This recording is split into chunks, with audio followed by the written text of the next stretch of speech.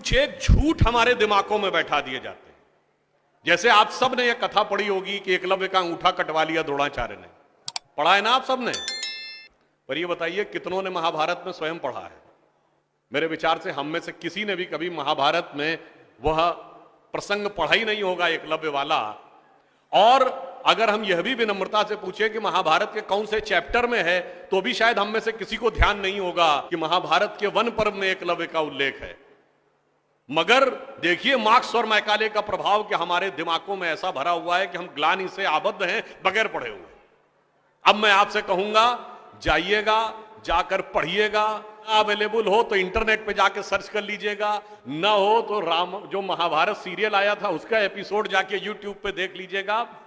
कि किस्सा ये था कि जब आपको चाहे आपने कथा सुनी होगी कि कुत्ते का मुंह बाणों से भर गया था जो एकलव्य ने तीर चलाए थे, और जब वह तीर अर्जुन निकालते हैं तो उस कुत्ते के मुंह में एक खरोंच तक उस बाण से नहीं आई होती है, तो वो चौंक जाते हैं क्योंकि ये सामान्य तीर नहीं है। उन्होंने कहा तो दिव्य अस्त्र है कि मुंह में पूरा तीर से भर गया मुंह और इसके बाद भी एक खरोंच नहीं आई। आप कहेंगे दिव्य अस्त्र का मतलब क्या?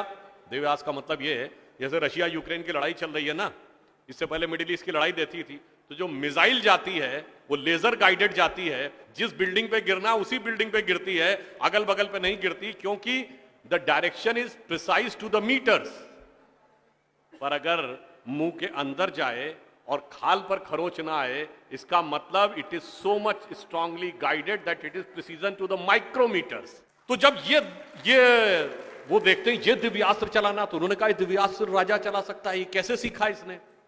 तो जब द्रोणाचार्य उससे पूछते हैं कि तुमने ये किससे सीखा, तो कहता आपसे सीखा गुरुजी। कहते मैं तो तुम्हें जानता नहीं बालक, तुम अपना परिचय दो। अब यहीं पर बिंदु है। एकलव्य क्या कहता है? मैं मगध नरेश जरासंध के प्रधान सेनापति हिरण्यधनु का पुत्र एकलव्य। अरे वो मगध के chief of the arm forces का बेटा था।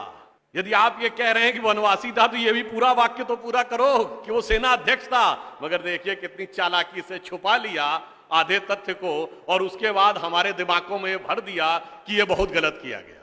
बताइए, हमारे हिंदू धर्म के दो महाकाव्य, रामायण और महाभारत, दोनों का रचयिता कौन? रामायण का रचयिता महर्षि वाल्मीकि, जो संस्कृत के आदि कवि माने जाते हैं। आज जो वाल्मीकि समुदाय है वो किसमें आता है? शेड्यूल कास्ट में। महाभारत के रचयिता और वेदांत और मीमांसा के रचयिता महर्षि वेदव्यास, जिनकी मां मछुआरिन थी, वह समुदाय किसमें आता है? कुछ राज्यों में, दिल्ली में शेड्यूल कास्ट में, यूपी में अति पिछड़े में। तो मेरे भाई, संत रैदास, नामदेव, कबीर, दादू, ये सब पूज्य संत हुए, फिर भी हमारे दिमागों में ये भरा जाता है। और कौन भरता है? वो लोग भरते हैं जो अपने यहां समाज के गरीब वर्गों की खरीद फरोख्त करते थे। और आपको यह भी बात बता दूं, जब हम कभी अपने यहां कहते हैं फॉरेन ट्रेवलर्स ने दिखाओ क्या लिखा है, तो मैं ये बात आपसे कहता हूं, इसको भी जाके चेक कर लीजिएगा। किसी फॉरेन ट्रेवलर का सबसे ऑथेंटिक जो रेफरेंस माना जाता है, वो चंद्रगुप्त मौर्य के समय में मेगास्थनीज आया था ग्रीस से, जिसने अपनी किताब लिखी है इंडिका, आज से 2300 साल पहले। वो इंडिका किताब आज उपलब्ध नहीं है, मगर उसके उद्धरण तमाम जगहों पे हैं, तो प्रूवन है किताब थी। उसने भारतीय समाज में व्यवस्था का वर्णन करते हुए लिखा है कि यहां पर 7 जातियां हैं, मगर महत्वपूर्ण बात यह है यहां इतनी समरसता, इतना सामंजस्य है कि यूनान के समाज के समान यहां कोई समाज का ऐसा वर्ग नहीं है जिसके साथ शोषण या भेदभाव किया जाता हो। ये एक विदेशी लिख रहा है। और मैं एक और बात आपसे बताना चाहता हूं, बहुतों को नहीं पता होगा, गांव में पंचायत होती है ना, ये पंचायत में 5 की संख्या कहां से आती है? ये 4 या 6 क्यों नहीं? 5 की संख्या जानते कहां से आती है? 4 वर्ण माने गए थे, तो किसी भी गांव में निर्णय लेना होगा तो चारों वर्णों का एक एक प्रतिनिधि होगा, और 5वां जानते कौन होगा? गांव के बाहरी क्षेत्रों में रहने वाले वो वनवासी जो प्रत्यक्ष रूप से गांव का हिस्सा नहीं है, पर हमारे निर्णय का प्रभाव उनके जीवन पर भी पड़ेगा, तो 5वां प्रतिनिधि उनका होगा। वहां से यह पंचायत का भाव आता है। और फिर मैं आपसे कहना चाहता हूं, हमारे दिमाग में एक और चीज भर दी गई कि जाति व्यवस्था हमने बनाई। आपको पता है कास्ट शब्द कहां से आया? ये कास्ट अंग्रेजी का शब्द नहीं है, ये पुर्तगीज भाषा का शब्द है।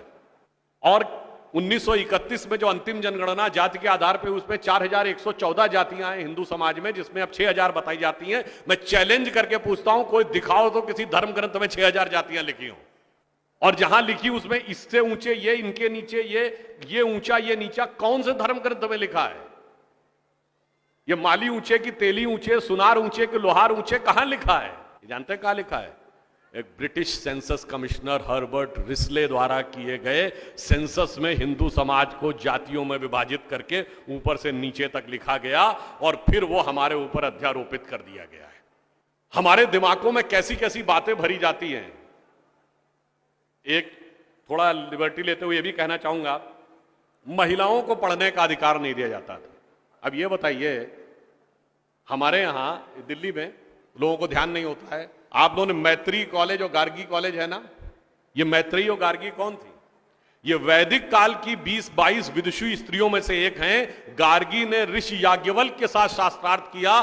फिर मैं चैलेंज करके कहता हूं, दुनिया में कोई दूसरा धर्म संस्कृति बताइए जहां धर्म पे टिप्पणी करने का अधिकार किसी महिला को हो और किसी धर्म के ज्ञाता के साथ शास्त्रार्थ करने का अधिकार। फिर हमको समझाया जाता है कि हमारे यहां बराबरी नहीं थी। अरे आप सबको याद हो, सबसे प्रख्यात शास्त्रार्थ कौन सा है? आचार्य मंडन मिश्र और आदि शंकराचार्य के बीच में। दोनों के बीच में जो शास्त्रार्थ हुआ, उसका जज कौन था? आचार्य मंडन मिश्र की पत्नी उभय भारती। फिर मैं चैलेंज करके पूछता हूं, पहले दुनिया कोई धर्म बताइए जहां टिप्पणी करने का अधिकार स्त्रियों को हो और जज बनने का अधिकार हो डिस्कशन में। उसके बाद हमसे कहते हैं कि साहब बराबरी नहीं थी।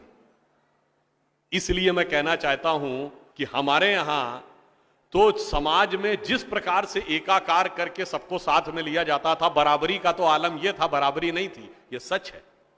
हमारे यहां बराबरी नहीं थी, हमारे यहां मातृशक्ति को पहले रखा जाता था। इसीलिए हम क्या बोलते हैं? सीताराम, सीता पहले राम बाद में। लक्ष्मी नारायण, लक्ष्मी पहले नारायण बाद में। गौरी शंकर, गौरी पहले शंकर बाद में। राधे कृष्ण, राधा पहले कृष्ण बाद में। माता पिता, माता पहले पिता बाद में। और इसीलिए हमारे जितने भी प्रतीक हैं, भारत भी माता है, धरती भी माता है, प्रकृति भी माता है, गीता भी माता है, गंगा भी माता है, गाय भी माता है, गायत्री भी माता है। और ये केवल कोई आध्यात्मिक धार्मिक बात नहीं है। वर्ल्ड की डॉक्यूमेंटेड हिस्ट्री में अगर पहली बार कोई वुमेन रूलर रही है तो गुप्त वंश के समय में 4वीं शताब्दी में प्रभावती गुप्त ने शासन किया है। उसके बाद अहिल्याबाई होलकर, रानी दुर्गावती, रानी झांसी, वो सब तो आपने बहुत सुना होगा। अब वो लोग आके हमको समझाते हैं कि बराबरी नहीं